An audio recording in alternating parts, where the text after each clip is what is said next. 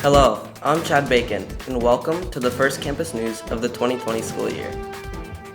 School administrators have moved up next month's planned off day, known as Flex Day, to this Tuesday, November 3rd, Election Day. This was done to allow teachers and eligible students the time to vote in person and to work at the polls. In response to the lack of standardized testing opportunities in California, Harvard-Westlake recently opened its campus for students to take the SAT and ACT. In the days leading up to the tests, the campus also functioned as a COVID-19 test site. The COVID test was required of all students who planned to take the tests. Roughly 100 students participated in each of the standardized tests. This year, Harvard-Westlake introduced a new upper school class schedule without any students physically able to be in class. The new schedule not only changed the daily arrangement of classes, but also nearly doubled the length of each class, from 45 to 75 minutes. William Moon reports how students are coping with all of these changes. Harvard-Westlake has implemented a new schedule.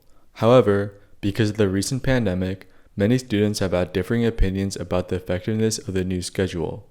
Junior Aiden Cho has struggled with time management because of the new schedule. Compared to last year when we had the old schedule, we would have to have the homework completed every single day because every day we would have class. But now it's like every other day, so I kind of push my assignment for the next day. Contrary to Cho, Jason Salamarone has found it easier to organize his new schedule. The new schedule is going to work out perfectly for me. It's going to give me more time to study, prepare, and do my homework. Sambolic says there's a benefit of fewer classes in the new schedule. The fact that we have only 3 or 4 classes a day, it kind of helps you focus your work on certain particular subjects. And but one problem I feel with the new schedule is the classes are just really long. Cho believes Zoom has negatively affected his classes. Even though you have more time per class to get lectured for, most teachers don't use it because it's Zoom and it just lets you out either early or the lectures aren't really as effective. Volek believes some of his classes have been negatively impacted because of the lack of personal communication. I take band. Although our teacher kind of tries to give us as much stuff to do as possible, it's just kind of hard to play your instrument for just an hour and 20 minutes straight. Even though the new schedule has office hours and different breaks for students to meet with teachers, Cho still finds it difficult to find a common time to meet. A lot of kids have the same free on the same period, and they all want to schedule a meeting. It's kind of tough. The demand's going to be very high. Salamarone is thankful for the 15-minute break periods because he thinks it's crucial to have breaks between classes. It's important to have these 15-minute break periods because they allow us to reset your mind for the next class. Like many, Volek enjoys late start days. Having a late start day and that just gives you time to sleep in, and you usually feel more refreshed afterwards. Harvard-Westlake has sent out surveys to faculty and students to look for improvements in the new schedule. For Campus News, I'm William Moon. One new feature of this new schedule is the community flex time. So far, the school has used this time for various presentations, guest speakers, and art showcases. The most recent featured a political debate between 4 students, 2 labeled as left and 2 as right. One organizer, Senior Prefect Brooke Stanford, says she was impressed with the thoughtfulness and engagement of the conversation. Last year, Harvard-Westlake began implementing programs designed to expand the kinds of classes students could take. One, the Directed Studies program, has pioneered an alternative way to teach classes in a low-stress, low-stakes environment. Jack Coleman has the story. As part of the new Harvard-Westlake schedule, the school has implemented a new Directed Studies program. Run by the Cutler Center, these courses occur twice weekly for 45 minutes. Lawrence Klein, the creator of the first Directed Study course, describes how he first came up with his idea.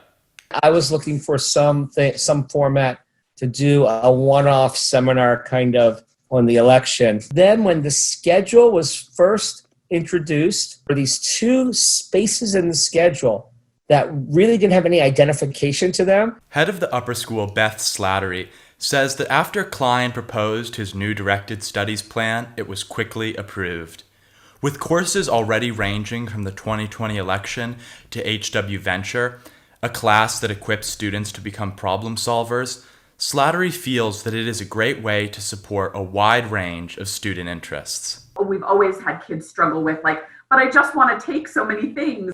And so what we realized is with some of these new classes, they weren't intended to have the same level of instruction as honors physics class. With over 110 students, Klein's directed study focusing on the 2020 presidential election is the largest class at Harvard-Westlake. Although he had to adjust his course to fit the new schedule, Klein says that his biggest challenge has been teaching 115 students. The true adjustment has come with just the size, as you know, the size of our section. It was more the size of the class than kind of the shrinkage of the time period. Slattery thinks that there are many benefits to the new directed studies program. These include an increased usage of middle school teachers, higher student participation, and an ability for teachers to test new courses. I also think it was an opportunity for some faculty to pilot an idea that they had, but letting them try something, and if it really takes off, maybe it evolves into a full year-long class. Klein adds that he thinks the main purpose of the directed studies courses should be to allow one-time only classes on current events. I don't want to call it a disposable class, but we should acculturate ourselves that it's okay to have disposable classes. A class that shows up for a year and then it goes away, but then we have something else timely that shows up. As Harvard-Westlake looks into the future, Klein's 2020 election course will serve as a model for the rapidly expanding directed studies program. Slattery says that the administration looks forward to many opportunities to come. For Campus News, I'm Jack Coleman. The Directed Studies election class recently hosted journalist and author Jacob Soboroff, Harvard-Westlake class of 2001. Soboroff spoke about his career and experiences as a journalist. Harvard-Westlake has prepared for the return of students to campus. With a well-thought-out plan in place, students are excited but still a bit skeptical about any return to campus. Mikey Schwartz reports.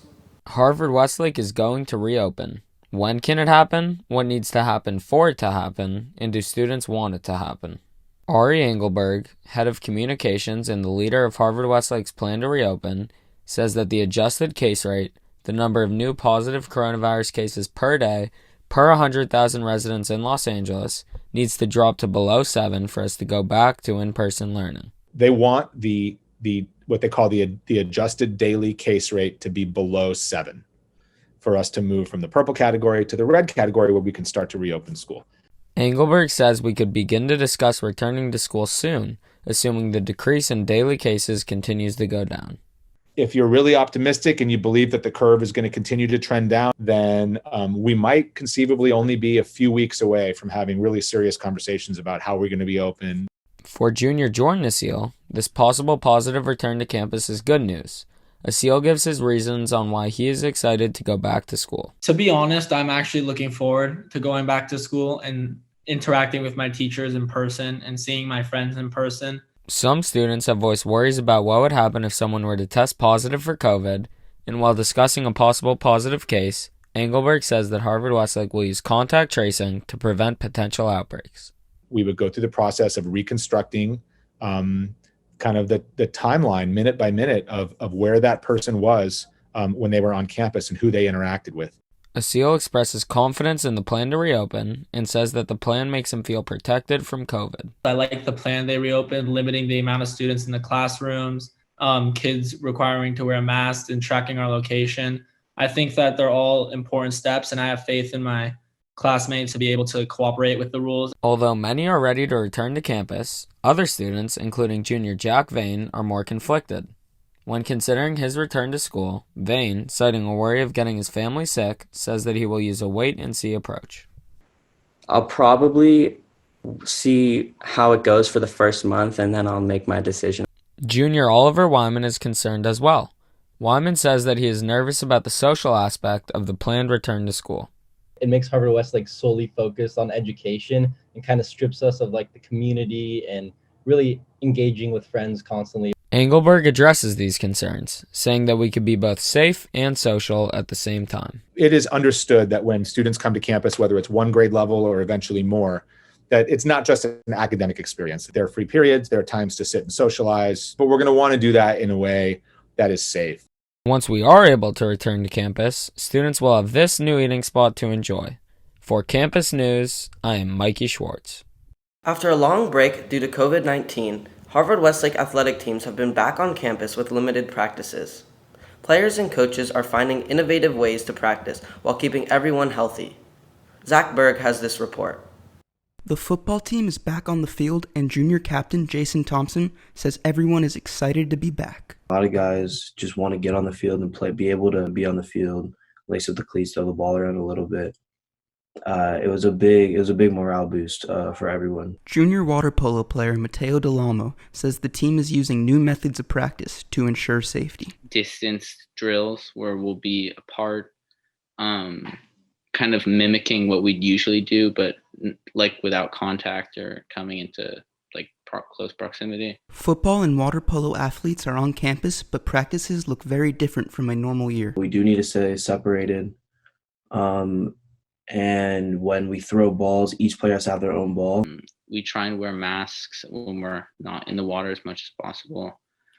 We each have our own lane, and if two people are in the same lane, they're on opposite sides of it. Director of Sports Performance Jeff Krelling says team lifts have transformed in the way they look. So you have to remain 6 feet during all times, whether we're lifting or practicing. There is no indoor activity, so everything is outside to make sure that we've got as much circulation as possible. Krelling says athletes are still getting the same level of strength and performance training. Once you get into the workout, other than the distancing part and other than the fact that we're outside, the strength training and performance training looks quite similar to what it would be in the past. Working on speed, agility, working on strength, and so forth. Head of Wrestling Junior Amazon says their team has a longer path back onto campus, but upon return they will practice in 3 small groups to limit contact. Normally in a wrestling season, everyone from your lightweight to your heavyweight is making contact in that room. So we've been able to break practices down so that there's smaller rooms, more attention to the individuals, which again, I think we might even hold on to long term just because it helps us out for getting to the kids and teaching what we need to teach. All teams at Harvard-Westlake look forward to the day that practices will be completely normal and everyone can be together again. For Campus News, I'm Zach Berg. And that's the Campus News for Friday, October 30th. I'm Chad Bacon. Thanks for watching. We'll see you next time.